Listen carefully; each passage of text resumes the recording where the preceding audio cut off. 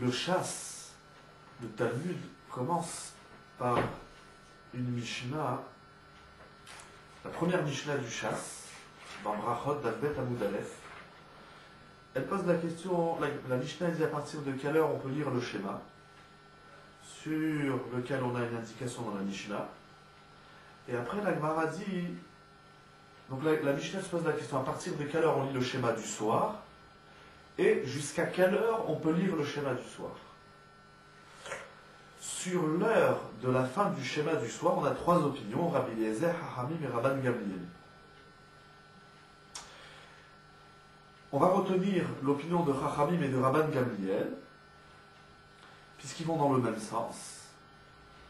Rabban Gamliel nous dit qu'on peut lire le schéma jusqu'au lever du jour, et les Chachamim disent qu'on peut lire le schéma du soir jusqu'à la moitié de la nuit.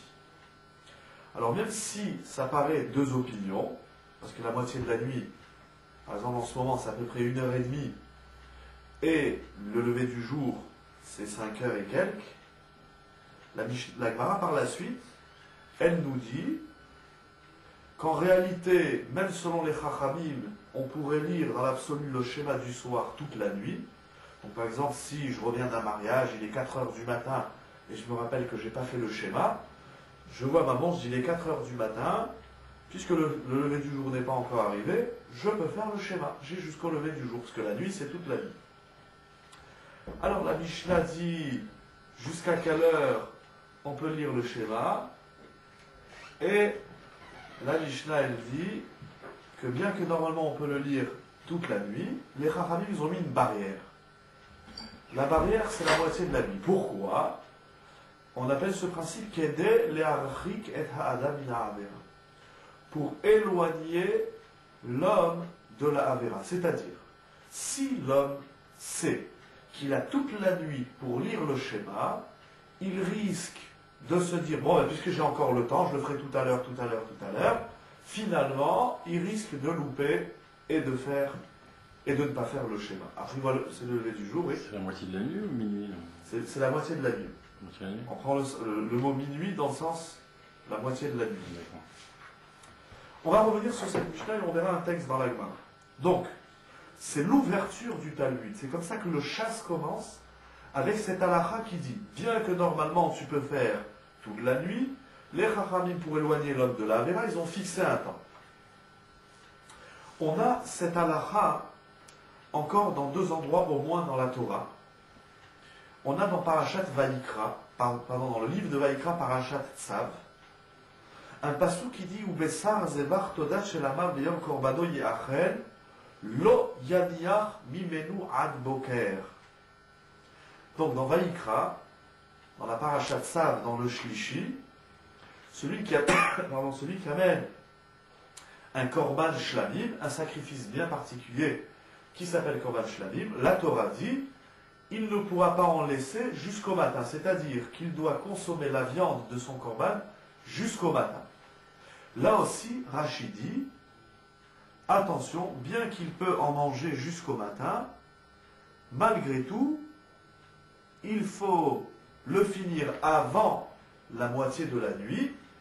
On a le même principe que le schéma, qui est dès le'archik adam min ha'avera, pour éloigner l'homme de la Avera.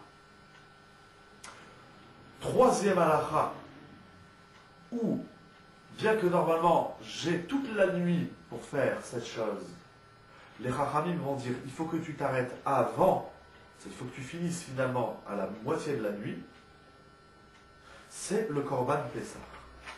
Le Rambam dit, dans Ilchot Korban Pessah, à la fin du 8e chapitre, Kvar biarnu bekama mekomot, nous avons déjà expliqué dans plusieurs endroits, She'en apesach ne'echal ela atratza, que le Korban Pessah n'est consommable uniquement jusqu'à minuit.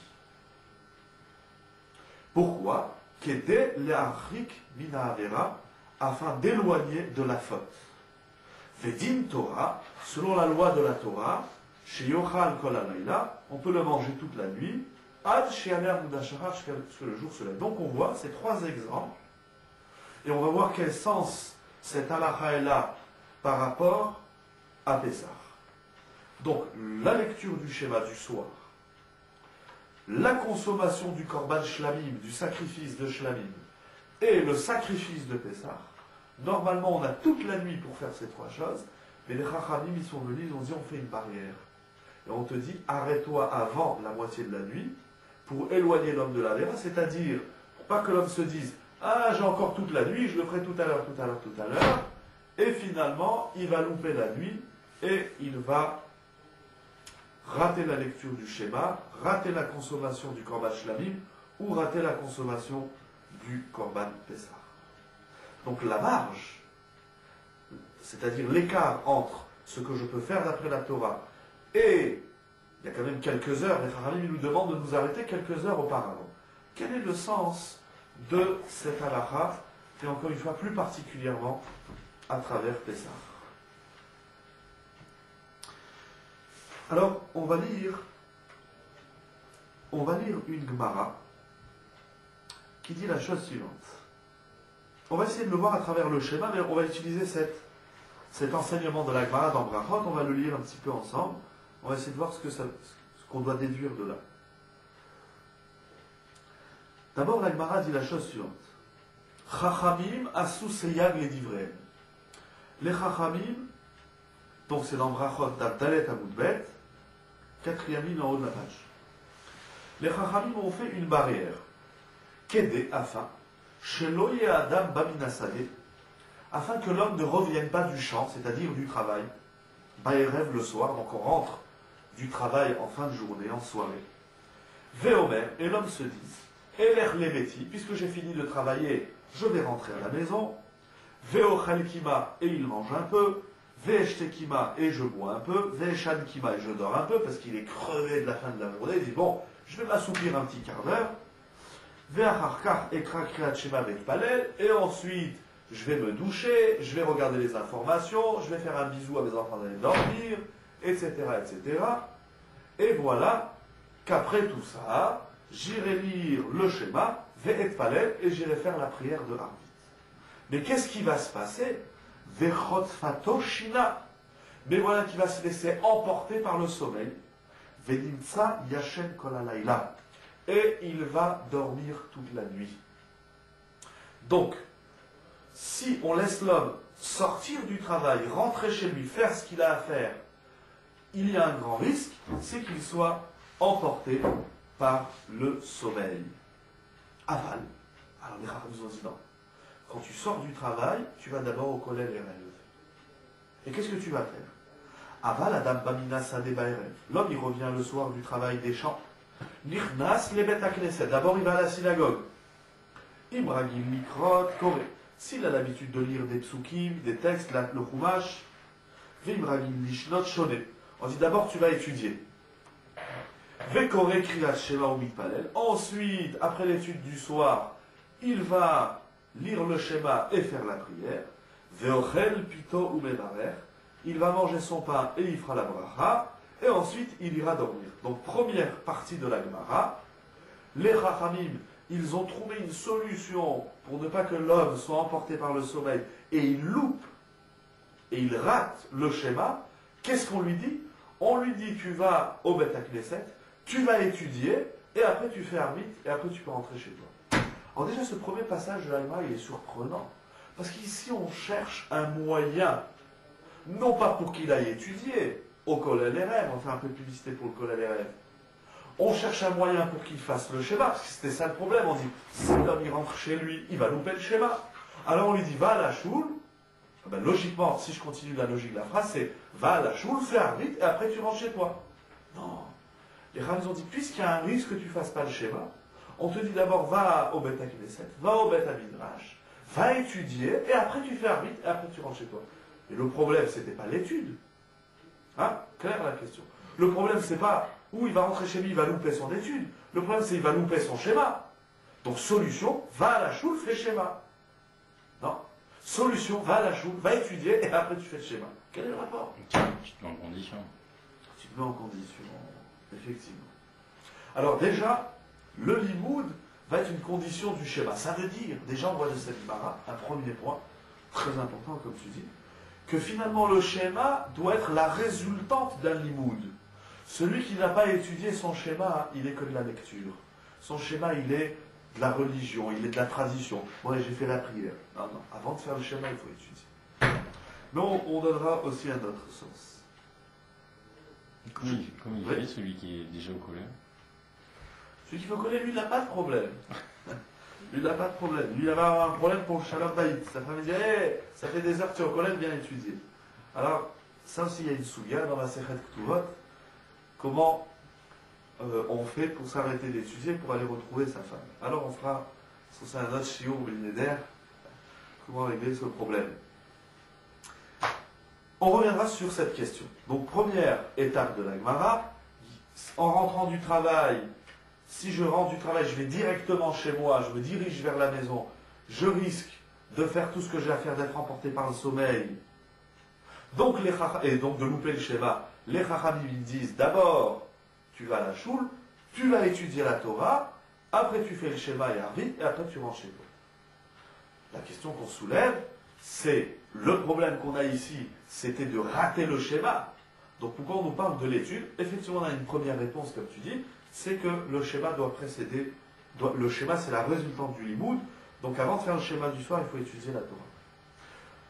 Donc, ça c'est, donc, pour faire un petit résumé, on a vu 3 halachot dans la Torah, la consommation des korbanot, la consommation du korban Pessah et la lecture du schéma du soir. Bien que normalement on a toute la nuit pour faire ces mitzvot, les chachamim ont fait une barrière et ont dit il faut que tu t'arrêtes à la moitié de la nuit pour pas qu'on soit emporté et qu'on loupe la mitzvah. Je continue la Gemara. Et la Gemara dit la chose suivante, elle dit quelque chose d'incroyable, de surprenant, de dérangeant. Vechol haover al divrei chachamim chayav mita. Donc ça c'est la solution des chachamim. La solution des chachamim c'est de rentrer à la choule, avant la maison, et de faire arvit, d'étudier, de faire arvit, etc. Vechol haover al divrei chachamim. Et tout celui qui transgresse les paroles des sages, chayav mita. Il est passible de peine de mort. Alors la Gemara tout de suite elle s'étonne. On ne va pas poser la question, la Gemara elle le fait. Maïshena bechol muktadelo katane chayav mita. Ou maïshena achade katane chayav mita. Dans toutes les lois rabbiniques, il n'est pas dit celui qui transgresse la loi, il est chayav mita. C'est écrit tout celui qui va transgresser la loi, eh bien il a transgressé une parole des chachamim. Mais de dire que si en rentrant du travail, je vais directement chez moi, je ne passe pas par la choule, et je ne vais pas étudier, et je ne fais pas le schéma, je ne fais pas arvit, je suis chayav mita, là, ici, la condamnation, elle est grave. Alors pourquoi particulièrement, lorsqu'on rentre du travail, le soir, il faut d'abord aller étudier, ensuite faire arvit, et après seulement le schéma, pourquoi ici il faut dire chayav mita? On a plein de lois qui sont mises des rabbanan. On a plein de lois rabbiniques, plein d'institutions, plein de seyagim. Par exemple, je vais citer un exemple un petit peu pour déranger le public. Par exemple, on sait que l'interdiction de consommer du lait après la viande, c'est une loi de la Torah. Mais consommer du lait après de la volaille, c'est seulement midé rabanan. C'est les chachamim qui ont dit, si tu manges du lait après la volaille, après du poulet par exemple, eh bien tu vas en venir à consommer du lait après de la viande rouge, la viande d'animal. Et là-bas, on n'a pas dit, et tout celui qui mange du lait, qui consomme du lait après la volaille, il est chayav mita. Et ainsi de suite, comme ça, il y a, dans le Talmud, dans le chasse, il y a beaucoup de lois qui sont midé rabanan, et on ne nous a pas dit chayav mita. Alors pourquoi précisément, pour la lecture du schéma du soir et de Harvit, on dit chayav mita? Et la Gemara, elle propose 2 réponses. Encore une fois, d'abord, je lis le texte, après on va essayer de comprendre, et on va ramener ça à Pessah. La Gemara donne 2 réponses. Ibaïtema, Mishum de Eka Ones Shena. Première réponse. Étant donné qu'il y a le risque de s'endormir, pour pas que l'homme il s'endorme, on lui dit T'es chayav mita. C'est-à-dire, si on avait dit, si on n'avait pas donné cette condamnation de chayav mita, alors l'homme dit Bon, ok, c'est très important, arvit le soir, c'est très important, mais je risque de m'endormir. Ou les chachamim, ils ont dit non, pour pas que tu t'endormes, ils disent mais tu sais, Si tu t'endors, t'es chayav mita. C'est très grave. C'est comme si les chayav, ouh, c'est parti dormir. On dit alors, celui qui va dormir sans aller à la choule pour aller étudier un peu et faire arvit, etc. Ouh, on ne sait pas si demain matin il va se réveiller celui-là. Chayav mita. On a dit ça juste pour faire peur à l'homme, pour que l'homme y prenne conscience. Il dit, oulala, mais finalement c'est très grave. Ah oui, alors je vais d'abord aller étudier, après je vais faire arvit. On voit d'ici qu'il y a un chiyuv mita, c'est une condamnation pour celui qui se laisse entraîner par son sommeil. Il va falloir qu'il effectue un travail pour ne pas s'endormir. Deuxième réponse, Veiba itema, Lea fuke liman de amar tfilat arvit reshut, kamal shmalan dechova. Étant donné qu'il y en a qui pensent que la prière de Arvit, c'est facultatif. Pour pas que l'homme pense, pour pas que l'homme suive cette opinion, il dit, bon, maximum j'ai raté Arvit, bon, j'ai raté un facultatif. Non, les chachamim, si t'as raté Arvit, t'es chayav mita. Parce que Arvit, c'est pas facultatif, Arvit, c'est une obligation. Donc le deuxième chiyuv mita, il est dit pour celui qui n'attribue pas la valeur exacte aux choses. C'est-à-dire, toi, tu penses que Arvit, c'est seulement facultatif, on te dit chayav mita. Comme ça, tu vas comprendre que c'est pas facultatif et que c'est obligatoire. Donc le chiyuv mita, il vient permettre à l'homme d'attacher, d'attribuer la valeur exacte à la prière de Arvit. Donc ces deux réponses de la Gemara, qui sont toutes les deux une grande souga. Je vais m'arrêter sur la première réponse. Donc on dit, pour pas que l'homme il en vienne à s'endormir, c'est-à-dire pour pas qu'il se laisse entraîner par son sommeil, alors on va lui dire Tchechayav Bita. On va lui dire deux choses.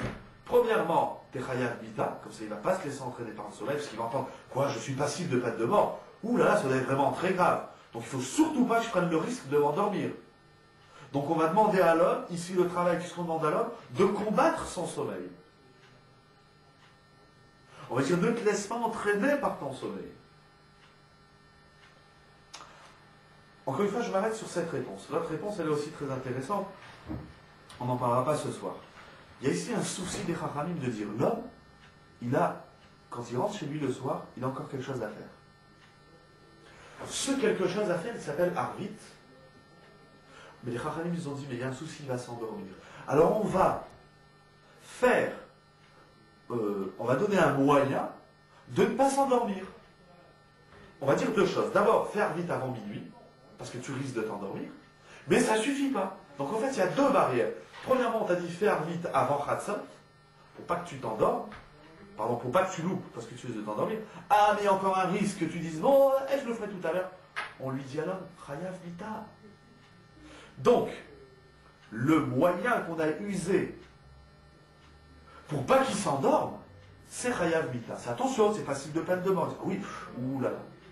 Mais c'est-à-dire que le souci des Chachamim, c'est de faire un travail, ça veut dire d'engager l'homme dans un travail à ce qu'il ne s'endorme pas. Il dit surtout, t'endors pas. C'est comme au volant. Alors, je ne sais pas s'ils ont trouvé un remède, mais quand on conduit, on dit attention, arrêtez-vous toutes les heures, reposez-vous un quart d'heure, sinon, mais surtout, t'endors pas. Parce que si tu t'endors au volant, tu vas te prendre le mur et tu vas tomber dans le ravin et tu vas mourir. Ici, c'est la même chose. Les chachamim disent alors, si tu t'endors avant de faire Arvit, c'est très grave, tu vas mourir. Donc quand l'homme dit, donc puisque le risque c'est que je meurs, il ne faut surtout pas que je m'endorme. Donc il va faire son Arvit. Donc le souci des chachamim, c'est comment est-ce qu'on va faire pour que l'homme ne s'endorme pas. Ça, c'est le souci des chachamim dans cette souria. Quel est le remède?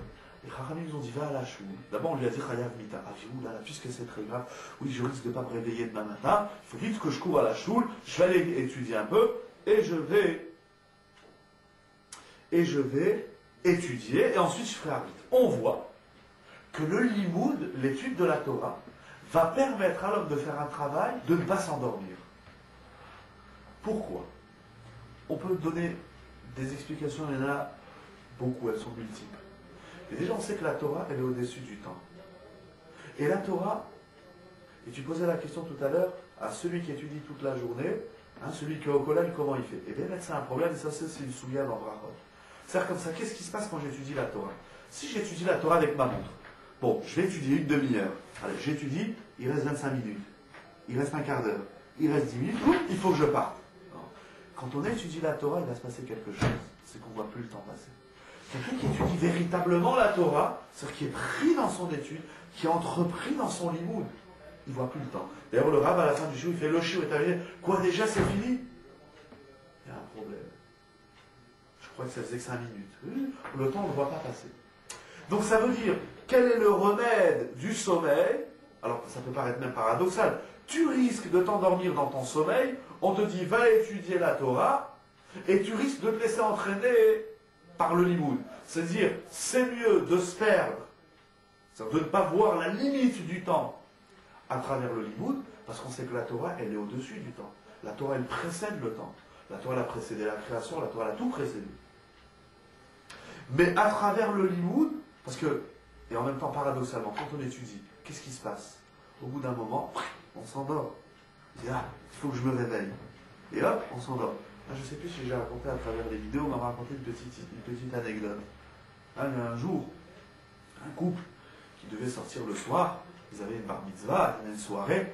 Alors, ils ont dit à la babysitter, voilà, il y avait le bébé qui était là, le petit gamin, et ils ont dit, voilà, tu t'occupes de lui, voilà le biberon, voilà les couches, voilà son lit, voilà ci, voilà ça. Okay.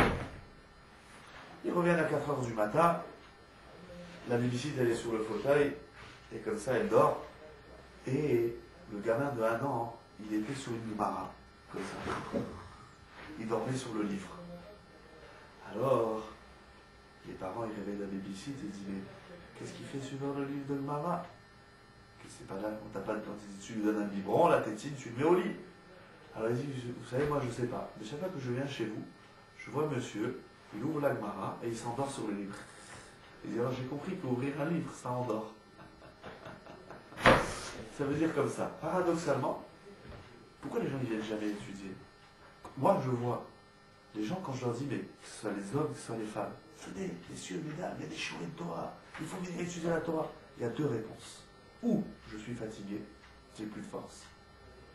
Le matin, il faut aller au travail, d'aller étudier le soir. Ah non, le soir, je suis crevé, je suis mort. J'ai déjà dit quelques fois, c'est dommage que les gens ils finissent la journée en mourant. Et c'est exactement ce qu'ils disaient les Chachamim. Si tu finis ta journée avec ton travail, t'es Chayal Mita, c'est mort. Alors au lieu de mourir, viens étudier la Torah c'est la vie. Bien sûr que c'est mort à la fin de la journée. Travailler toute la journée, c'est dur, j'en peux plus, je suis mort. Viens étudier la Torah, tu vas voir que tu vis encore. C'est pas mort. Première réponse, pourquoi les gens viennent pas étudier la Torah? Je suis mort. Plus de force. Deuxième réponse, j'ai pas le temps. Troisième réponse, mais ça c'est des menteurs, ma femme elle veut pas. En général c'est pas bon. Parce que moi j'ai vu après, il dit, ah ton mari, moi j'aimerais bien qu'il vienne, mais il veut pas. Ah mais lui il m'a dit que c'est toi qui voulais pas. Ah, c'est un menteur. Bon. Mais je vais garder les 2 premières réponses. Je suis mort et j'ai pas le temps. Ben justement, on lui dit, tu sais quoi? Tu sors du travail, viens étudier. Attention, parce que si tu es mort, tu vas pas faire arbitre. Ouh, c'est Chayav Mita. C'est très grave. Ah, c'est facultatif. Quel facultatif? Va faire arbitre. C'est une chova, c'est obligatoire. On va dire, dans la Torah, tu vas apprendre 2 choses. Premièrement, l'homme, tant qu'il n'est pas enterré dans un trou, tant qu'il n'est pas sous la terre, 6 pieds sous la terre, il n'est pas mort. Viens étudier la Torah, tu vois ce que c'est la vie. Deuxièmement, viens étudier la Torah, et avec la Torah, tu vas apprendre une chose, que le temps, il est élastique. Quand les gens disent, j'ai pas le temps, je peux pas, jamais le temps, ni le Shabbat, ni le dimanche, ni le lundi, mardi, mercredi, jeudi, ni les fêtes. Ah, les fêtes surtout pas, on n'a pas le temps. Entre la prière qui finit à 2h de l'après-midi, puis après Midrab, finalement, on n'a jamais le temps. Et ça, c'est un gros mensonge. On voit bien que les gens, ils ont le temps de regarder des heures à la télévision, de rester des heures sur Internet, de rester des heures à jouer, de rester des heures au restaurant, de rester des heures au cinéma. Pour la Torah, j'ai pas le temps. Pour tout, il y a des forces. Pour la Torah, il n'y en a pas. Donc pour la Torah, il manque 2 choses. Le temps et la force. Viens étudier la Torah et tu auras et le temps et la force. Donc le remède du mort, avant qu'il ne soit réellement mort, c'est d'étudier la Torah. Mais en tout cas, le souci des Chachamim dans cette soubia, c'est quoi? C'est... Mais il va s'endormir. C'est pas, moi je veux dire, tu sais pourquoi l'homme il va s'endormir? Parce qu'il est déjà endormi. Alors les Chachamim, il invite ici à faire un travail, je dirais, à maîtriser son sommeil. Comment on maîtrise son sommeil? On fonce à la yeshiva, on fonce au Beth Midrash, on va étudier. Alors au début on est crevé. À la fin du cours, on va voir le Rav, on dit, vous savez, je crois que je ne vais plus venir à notre shiur de Gemara, ou de Halacha, ou de Moussar. Pourquoi? Je dis, je comprends rien. Alors, sur ça, il y a deux réponses. Il y en a qui disent, si tu comprends rien, ta Neshama, elle comprend.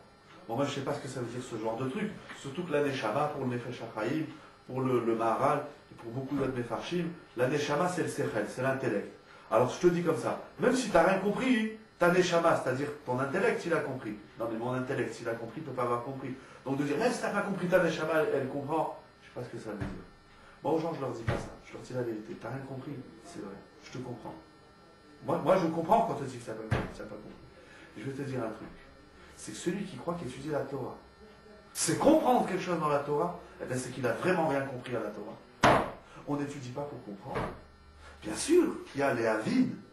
Bien sûr qu'il y a, tous les matins, on dit Bethel, Beni Benou, Bina, les Avides. Mais c'est pas en un quart de tour. J'ai lu, j'ai pas compris.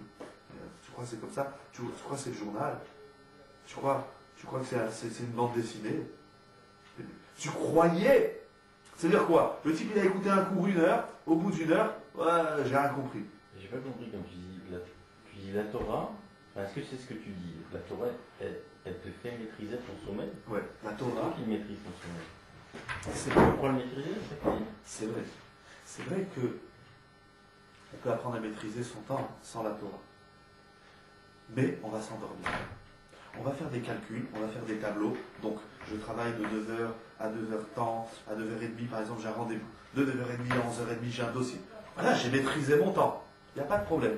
Dans ton emploi du temps, où est-ce que tu as mis ton cours, où est-ce que tu as mis ta chavruta, où est-ce que tu as mis ton limoud? Ah, j'ai plus le temps. Une journée elle a 24 heures, je peux pas, c'est pas élastique le temps. Vous avez étudié la Torah. La Torah, elle est élastique. D'abord, étudier la Torah, c'est pas obligatoirement pendant 4 heures. C'est vrai qu'il faut des forces, c'est vrai qu'il faut un taux de compréhension. Parce que le type, il peut être architecte, il peut être ingénieur, il peut être médecin, il peut être commerçant. Et quand il va venir devant la Gemara, il va dire, j'ai rien compris. Il dit, oui, sans passer tes 25 ans de diplôme, j'ai rien compris. C'est vrai. Le temps, la Torah, le premier principe qu'on a, moi j'avais un arabe qui disait, quand on étudie la Torah, il ne faut pas commencer à étudier tout de suite pendant 2 heures. Parce que ça, c'est le Satan. Le Satan, le Yetzara, il dit à l'homme, ah oui, il faut étudier la Torah. Fixe-toi 1 heure tous les soirs. 1 heure, c'est pas beaucoup.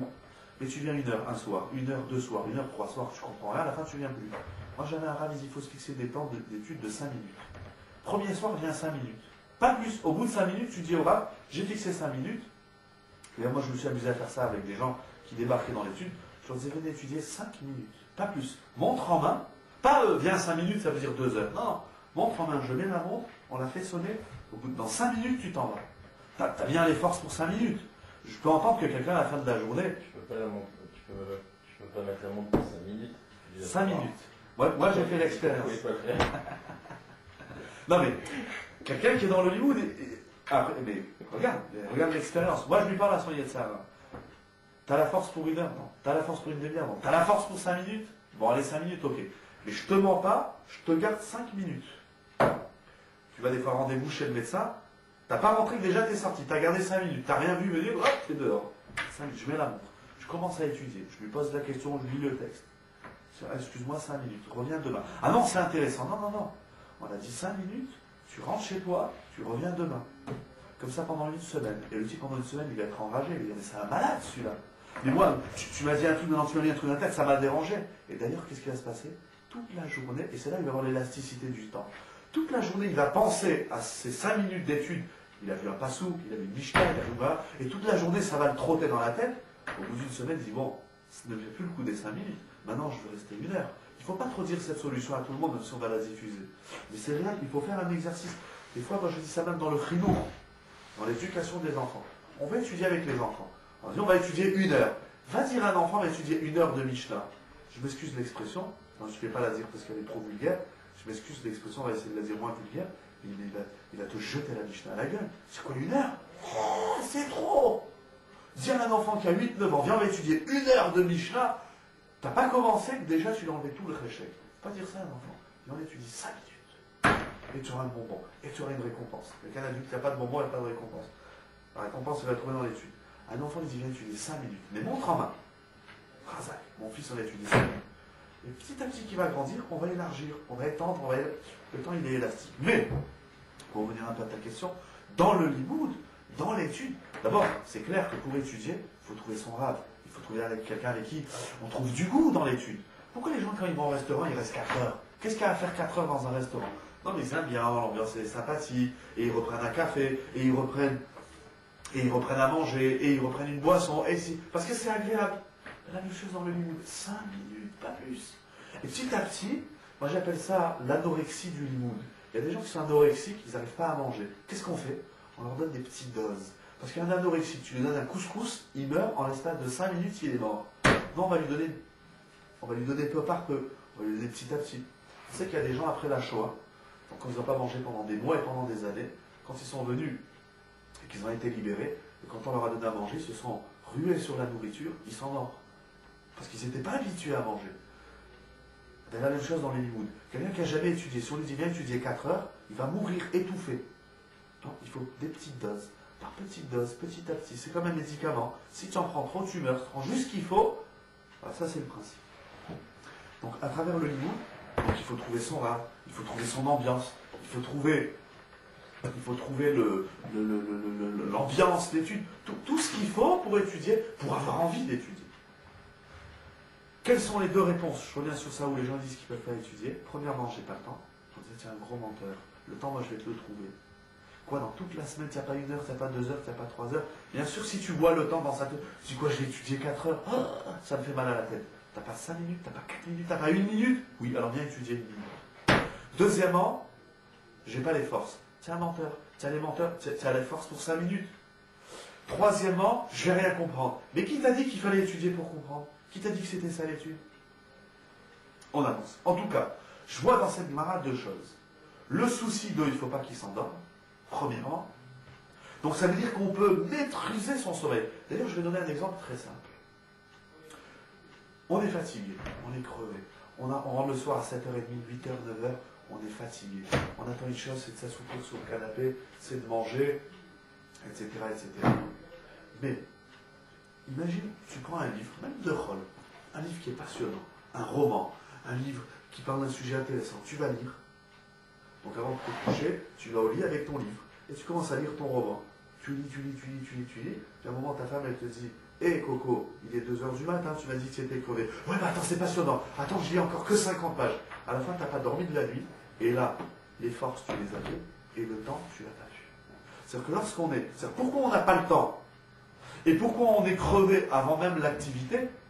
C'est parce qu'on pense qu'elle va nous prendre tout notre temps et on pense qu'elle va nous prendre toute, elle va nous puiser toute notre énergie. On ne trouve pas d'intérêt dans la chose. Les enfants, pourquoi ils ne veulent pas aller dormir? Parce qu'ils se disent, mais ce que je fais, c'est très intéressant. Je suis en train de construire une ville. Je suis avec mes Playmobil ou avec mes Lego. Mais c'est passionnant, je ne peux pas m'arrêter. Il ne voit pas le temps passer. Il dit, ça ne sert à rien d'aller dormir. Encore une fois, de cette marge, je vois que les Chachamim, ils ont un souci. Il faut faire un travail. Mais comment ils ont appelé ce travail? Ils ont dit, fais attention de ne pas te laisser mechot fato shena. Il ne faut pas se laisser arracher par le sommeil. C'est très simple, on a fini le shiur. Regardez. Il y a une halakha dans le Shulchan Aruch, Siman Taf Pe'alef Seifbet, qui parle de la Haggadah. Par l'Islam, c'est ramené en Shulchan Aruch, dans les halakhot de Pessah. C'est qu'il faut lire la Haggadah. Donc on va raconter la sortie d'Égypte, etc., etc. Il dit le Shulchan Aruch, jusqu'à quelle heure il faut lire la Haggadah? Il dit le Shulchan Aruch, Ad Shetach Tefenu Shena. Il faut lire la Haggadah jusqu'à ce qu'on soit emporté par le sommeil. Incroyable. Déjà, c'est le même terme qu'on a ici. Si tu vas chez toi et tu vas dormir, tu vas être emporté par le sommeil. Non, alors d'abord, tu vas à la yeshiva, tu étudies. Mais là-bas, qu'est-ce que je vais faire? À un moment donné, je vais m'endormir sur le texte. Eh bien oui, dans les livres de Pessah, on voit qu'il ne faut pas s'endormir, il ne faut pas finir la Haggadah. Donc comment on va dire? Oui, il ne faut pas s'endormir avant la Haggadah. Il faut s'endormir avec la Haggadah. Il faut lire la Haggadah. Il dit le Shulchan Aruch, Chayav Adam La'asok, l'homme il a l'obligation d'étudier la Haggadah, de lire la Haggadah, jusqu'à ce qu'il soit emporté par le sommeil. C'est-à-dire, quand est-ce que je m'arrête? Quand je suis crevé. C'est-à-dire quand je m'endors, pas quand je suis crevé, quand je m'endors. Ceux qui disent, je m'arrête là parce que je suis fatigué. Ah mais c'est fatigué, il te reste des forces. Non, c'est seulement celui qui est devant sa Haggadah et il s'endort, lui, ça y est, il est dispensé. Ça y est, il a lu la Haggadah. Mais celui qui s'endort, c'est-à-dire celui qui dit, bon, maintenant je suis fatigué, il faut... Celui qui s'arrête avant de s'endormir, il n'a pas fait la mitzvah. Le Shulchan Aruch, comme ça, il dit, Chayab Adam La'asot. On a l'obligation de lire la Haggadah jusqu'à ce qu'on s'endorme.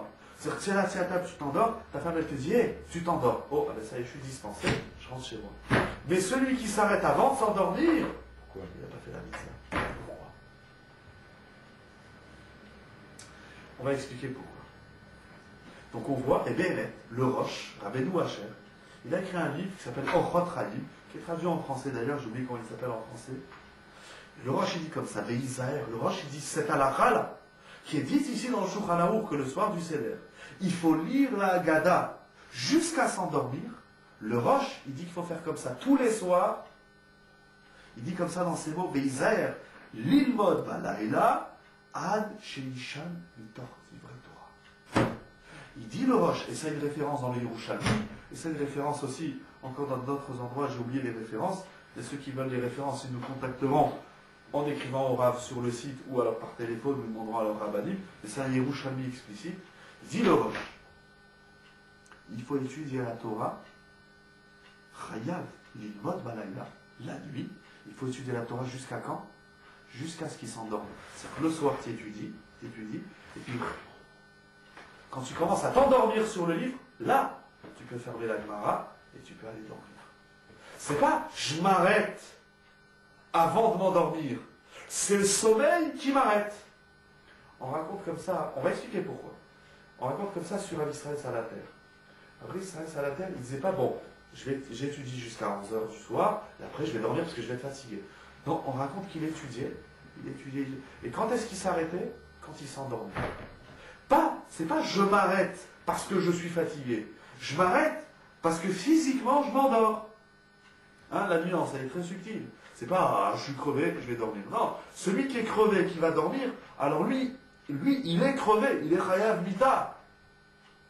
La Gemara, elle nous dit bien, et comme ça dit le Rosh, c'est de Martin Rouchalmi, comme ça dit aussi le Rosh, donc c'est-à-dire, cette halakha qui dit ici, ne t'endors pas avant la fin de la Haggadah, mais endors-toi à travers la Haggadah. Il faut que tu lises la Haggadah et qu'à un moment donné tu dis ah vas-y, et il faut s'endormir dans la Haggadah. Qu'est-ce que ça veut dire? Et le Rosh nous dit que c'est pas propre à la Haggadah. Le Rosh il dit c'est comme ça tous les soirs. C'est-à-dire que les hommes quand ils rentrent du travail le soir, ils ont fait ce qu'ils ont à faire. Mais attention, c'est pas bon, je fais ce que j'ai à faire et après je m'endors. Parce que non pardon, c'est pas je fais ce que j'ai à faire et après j'étudie. Parce que si tu fais ce que tu as à faire, tu vas t'endormir. À un moment donné, le corps, il s'épuise. Donc, il est en train de manger son couscous le soir, en train de manger ses pâtes, et il s'endort sur ses pâtes. Alors, on lui dit, au lieu d'aller te coucher comme une pâte, ou comme un couscous, ou comme un sandwich, va te coucher comme un talit racham avec le limoud. Et le Rosh, il nous dit, c'est comme ça qu'il faut faire tous les soirs. On rentre à la maison, on étudie. La Gemara, elle a dit, moi je dis à la maison, c'est faux. La Gemara, elle a dit à la yeshiva, on va en étudier. On dit à sa femme, voilà, j'ai fini de travailler les 19h, je vais étudier. Jusqu'à quelle heure? Jusqu'à ce que je m'endorme. Et on étudie. Celui qui s'est endormi à 7h15, ok, maintenant il peut rentrer chez lui. Il fait vite, parce que rentrer chez lui, entre la yeshiva et rentrer chez lui, on dit, bah, tu t'es endormi. Ok, faire vite. De toute façon, ici, tu vas pas dormir toute la nuit. Parce qu'il est sur la table, il est pas à l'aise, il dit, ah, ça fait mal. Il se réveille, il dit, oh, maintenant je vais faire vite, maintenant je peux rentrer chez moi. Et s'il sera 11h, il sera 11h, il sera minuit, il sera minuit, et s'il sera 4h du matin, ça fait la peine de faire. Où tu es? Je me suis pas encore endormi, je n'ai pas le droit de rentrer à la maison. Une seconde. Ah, après il y a le shalom bayit, on verra, ça c'est une autre souviens. Mais on utilise trop le shalom bayit quand ça nous intéresse. Ah, ma femme, elle m'attend, la pauvre, elle m'attend. Après il rentre chez lui et il la regarde même pas. Je crois qu'elle t'attendait. Maintenant il faut comprendre pourquoi c'est comme ça. Donc, récapitulons, faisons un tout petit résumé avant de clôturer. On a vu 3 halachot, la consommation du korban Pessah, la consommation du korban Shlamim et la lecture du schéma. Il faut s'arrêter à minuit, au milieu de la nuit, de peur qu'il soit entraîné par son sommeil. On a vu la Gemara qui dit, celui qui se laisse entraîner par son sommeil, il est chayav mita. Ah, comment il fait pour ne pas se laisser entraîner par son sommeil? Il va étudier. Jusqu'à quand? Il dit le Rosh, jusqu'à ce que tu t'endormes sur le lit. Quand tu t'endors, là ça y est. Maintenant, tu peux aller dormir. Maintenant, tu peux aller faire un rite, tu peux aller dormir. Et on le voit aussi dans la Haggadah. Il ne faut pas s'arrêter quand on sent qu'on est fatigué.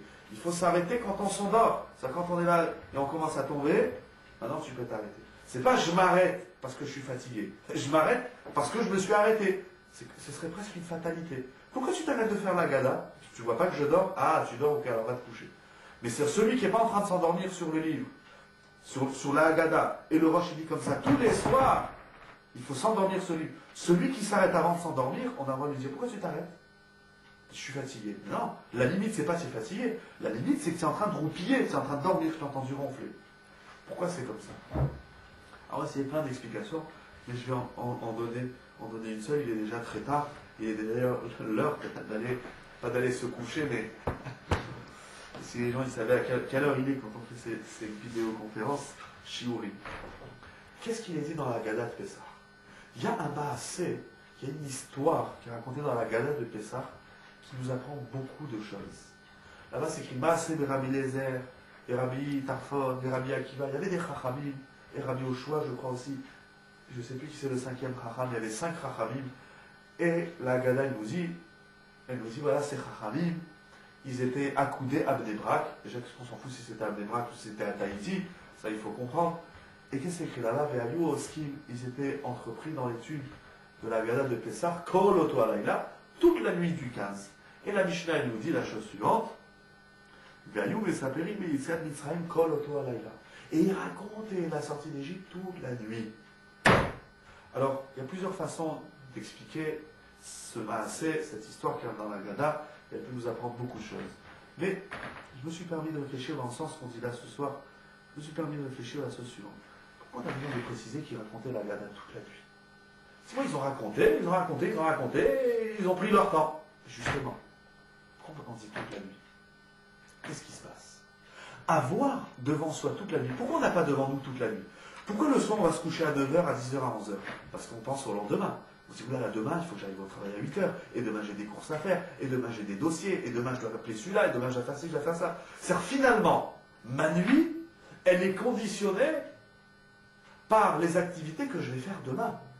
Mais, celui qui prend toute la nuit devant lui, ça veut dire que les activités de demain, c'est pas elles qui vont conditionner ma nuit. Mais au contraire, c'est ce que je fais ce soir qui va conditionner ce que je ferai demain. Ce que je fais demain dépend de ce que je fais ce soir. C'est pas ce que je fais ce soir dépend de ce que je fais demain. Donc, ça, c'est un signe de liberté. La Mishnah vient nous dire, les Chachamim, ils n'étaient pas conditionnés, oulala, demain je dois faire ci, je dois faire ci, je dois faire ça, donc finalement j'ai pas toute la nuit, donc finalement je vais aller me coucher avant de m'endormir. Ça, c'est un signe de liberté. La liberté, la maîtrise du temps. Une des choses que nous apprend la Yetziat Mitzrayim, d'ailleurs la Yetziat Mitzrayim, la sortie d'Égypte, elle nous apprend beaucoup de temps, à Chodesh Hazelach. Comment la mitzvah de Pessah, elle est indiquée dans la Torah? C'est Rosh Chodesh, le temps. Un juif libre, c'est un juif qui sait faire de son temps un élastique, qui sait maîtriser son temps, qui sait se fixer un temps à l'étude, qui sait fixer son temps à la tfila, qui sait fixer son temps, bien sûr, à sa famille. C'est celui qui arrive à gérer son temps. Celui qui est géré par son temps. D'ailleurs, qu'est-ce qui fait la différence entre un homme libre et un esclave? Qu'est-ce qui fait la différence entre le maître et l'esclave? C'est que le maître, il fait ce qu'il veut, quand il veut. L'esclave, non, l'esclave, il dit, moi je dois faire ça à telle heure, je dois faire ça à telle heure. Et puis le maître, il lui dit, maintenant, à cette heure-ci, tu fais ça, à cette heure. C'est celui, l'esclave, c'est celui dans son temps, il est géré par l'autre. Si tu gères mon temps, je ne suis pas libre. Mais si je gère mon temps, si j'arrive à gérer mon temps, c'est que je suis libre. Si je suis conditionné par mes activités, et c'est vrai que les activités, elles nous prennent beaucoup de temps, les activités professionnelles, on a un bureau, on a un commerce à ouvrir, etc., etc. Mais, le soir du Seder, je fais toute la nuit. C'est-à-dire, au moins, lorsque je n'ai pas le travail, parce qu'on se cache bien trop souvent derrière le travail, des fois c'est les vacances. Des fois, c'est les vacances d'été, alors là, elles sont très longues, pour ceux chez qui c'est très long. Et des fois, c'est le Shabbat. Et pourquoi le Shabbat, il va dormir à 8h? Qu'est-ce qu'il va faire demain matin? Il n'y a que la tfila, il n'y a que l'étude, il n'y a que le couscous. Au lieu d'aller te coucher à 9h, va dormir à 10h. Tu dis, non, Shabbat, je suis crevé toute la semaine. Hein. Bon, et le dimanche, le dimanche, je suis crevé du Shabbat que j'ai dormi. C'est le sommeil paradoxal, c'est plus on dort, plus on est fatigué. À la fin, ça devient un paradoxe. C'est ça qui nous apprend la Haggadah. Ici, je pense, enfin, entre autres. Ils ont raconté la Haggadah toute la nuit, c'est-à-dire qu'ils n'étaient pas conditionnés dans le temps. Ça, c'est un signe de liberté. C'est ça le travail de Pessah. C'est-à-dire que si le Hametz il existe, si le Hametz il existe dans les aliments, dans les gâteaux, dans le pain, il existe la notion du Hametz du temps.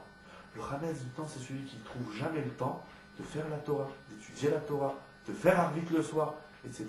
Ça paraît des petites choses. Comment est-ce qu'on trouve remède au Hametz du temps? C'est quand on vient étudier la Torah. Parce qu'une des choses que la Torah nous apprend, c'est que le temps, il est élastique. Comme il dit le Roche, quand on étudie, il ne faut pas s'arrêter quand on est fatigué. Il faut s'arrêter quand il y a des gens endormis. Et c'est vrai que dans l'étude, plus on rentre dans l'étude, plus on comprend l'étude, des fois on n'a pas envie que ça s'arrête. Des fois on s'énerve. Je donne un exemple, la veillée de Shavuot. Quand on est bien dans la veillée, quand on est bien dans le limoud, on regarde tout d'un coup la montre, on dit il est 5 heures du matin. Quoi déjà? On a étudié à peine 4 heures. Je terminerai avec une dernière anecdote. Je ne sais plus aussi si je l'ai raconté dans les vidéos Shiurim. Mais un jour, j'avais invité chez moi quelqu'un à Shavuot à midi. Alors, c'était quelqu'un qui était un peu éloigné de la Torah. Alors, je lui ai parlé de la veillée. Je lui ai dit, tu sais, le soir de Shavuot, on a fait une veillée toute la nuit. On commence à peu près, il est minuit, et ça va jusqu'à 5-6 heures du matin. Alors, il me dit, mais comment vous faites pour rester des heures sur un texte? Je lui ai dit, si tu poses la question, c'est parce que tu n'as jamais transcendé, tu n'as jamais kiffé ton livre. Mais quand ce que tu fais, alors je lui ai posé la question, je lui ai fait, toi, qu'est-ce que tu fais dans la vie? C'était un dentiste. Je lui ai fait, toi, quand tu rentres le matin à 9 heures dans ton cabinet, à quoi tu penses? Il me fait, je pense à quelle heure je vais sortir ce soir. Je lui fais, attends, tu n'es pas rentré, et déjà tu penses que tu vas sortir? Je lui fais, donne-moi ton adresse, je ne viendrai jamais chez toi me faire soigner les dents. Parce que si tu n'as pas ouvert le cabinet et tu penses déjà que tu veux sortir, c'est que ce que tu fais, tu ne le kiffes pas dans la vie. Et c'est vrai. J'ai une certaine Ishmael de lui dire ça, parce que c'est un dentiste qui m'a dit, moi effectivement, mon métier, je ne le kiffe pas. Je le fais parce que ça me permet de faire de l'argent, c'est mon métier, il fallait bien faire un métier. Mais ce n'est pas quelque chose que je kiffe. Alors je lui fais, laisse ton métier, prends quelque chose que tu kiffes. Si c'est le sport, si c'est une autre activité. Il dit, ça, quand je le fais, je ne veux plus m'arrêter. Je fais, oh, voilà, c'est ça. Ça, c'est le limoud. Quelqu'un qui rentre dans l'étude de la Torah. Quelqu'un qui arrive à rentrer la Haggadah, parce que la Haggadah, il faut la vivre. Et quand on rentre là-dedans, finalement, on ne s'endort plus. C'est vraiment, on arrive à un tel épuisement du corps. C'est là, mon corps, il me lâche. Voilà. Il faut jouer le limoud. C'est un match que tu t'arrêtes que, ça y est, je suis écroulé. Il faut s'évanouir dans la Torah. Ça, c'était ça. Et ça, c'est un signe de liberté. Celui qui s'arrête avant, c'est parce qu'il pense qu'est-ce qu'il va faire tout à l'heure. Alors il est conditionné par son travail, ou il est conditionné par sa couette. Il dit, que mon lit sera bon, et vite, j'ai besoin d'aller me kiffer sous ma couette. Je dis pas que de temps en temps dans la vie, c'est clair, il faut aller se kiffer, il faut kiffer le sommeil. Mais il faut penser à ça. La liberté du temps, c'est la Géoula de l'Israël. Tant que l'homme il dira, j'ai pas le temps, je suis crevé, il n'est pas libre. Et celui qui le soir du Seder dit, je suis crevé, il faut que je finisse le Seder à 11h. Alors lui, si le soir du Seder, t'as pas le temps de faire le Seder, alors qu'est-ce que tiens? Il y a Kadosh Baruch Hu cette année, il nous a rendu un grand service. C'est vrai que c'est très bon. Un Shabbat, plus un Yom Tov, plus encore un Yom Tov, c'est énorme. Mais là, on a tout le Shabbat pour se reposer, pour que le soir du Seder, on arrive frais. Parce qu'en général, quand ça tombe un jour de semaine, donc toute la journée, on court à droite, et 1 heure avant la fête, on se rappelle qu'on n'a pas fait de Vilat Kelim, et 1 heure avant la fête, on se rappelle qu'on n'a pas acheté une paire de chaussures pour la fête, et c'est ça. Là, on a toute une journée entière pour se préparer à Pessah. Le soir du Seder, t'as une heure limite là. L'heure limite, c'est pour consommer le Korban Pessah. Lui, il faut le manger avant. Pourquoi? Parce que s'il ne mange pas avant, il risque de traîner. Alors dimanche avant. Mais la Haggadah, j'ai jusqu'à quelle heure? J'ai toute la nuit. J'ai pas jusqu'à ce que je m'endorme. Je dois m'endormir dans la Haggadah. La consommation du Korban Pessah, c'est technique, c'est pratique. Ça veut dire, étant donné que c'est technique, je le ferai tout à l'heure. Non, ne le fais pas tout à l'heure, fais-le tout de suite. D'ailleurs, la Haggadah de Pessah sera divisée en 2 parties, parce qu'au milieu on mange. Au milieu on mange le Korban Pessah. Et après on continue la Haggadah avec le Hallel et le Nirtza. Et jusqu'à quand je fais Hallel, Nirtza, et Chad Gadia, et Chad Miyodea, jusqu'à quand? Ça y est, j'ai fini. C'est fini. C'est réveillé. Tu es fatigué? Oui, je suis un peu fatigué, mais je peux tenir. Ah ben continue, il n'y a pas de limite, continue. Il y a Shirachirim, et il y a l'Agmara, il y a la Sechet Psachim, il y a 100 et quelques dapim, j'ai oublié combien de dapim, 113 ou 100. Et vas-y, t'arrêtes pas. Voilà, ça c'est la liberté du temps. Le symbole de la liberté, c'est est-ce que c'est moi qui gère mon temps? Est-ce que c'est mon sommeil qui me gère? Ou c'est moi qui gère mon sommeil?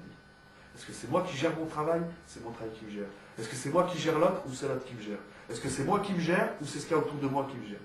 Mais ça commence par le temps. Tant qu'un juif il dit je suis fatigué de faire le judaïsme, ou il dit j'ai pas le temps de le faire, il n'est pas libre. Il est complètement enfermé dans un truc qui s'appelle Mitzraïm, qui s'appelle l'exil, ou qui s'appelle son travail, ou ses fantasmes, ou ci ou ça. Il n'est pas libre. Ayoub et Saprim Kolotalaïda, ils ont raconté la Gada toute la nuit. Ils étaient limités par rien du tout. Il n'y a rien qui était oh non, je peux pas, il faut vite que j'aille me coucher parce que j'ai quelque chose à faire. C'était à faire. C'est le soir où celui qui dit il faut que je m'arrête parce que j'ai quelque chose à faire, non, il n'est pas sorti de Dieu. La liberté du temps. Pour moi, c'est ça la sortie d'Égypte.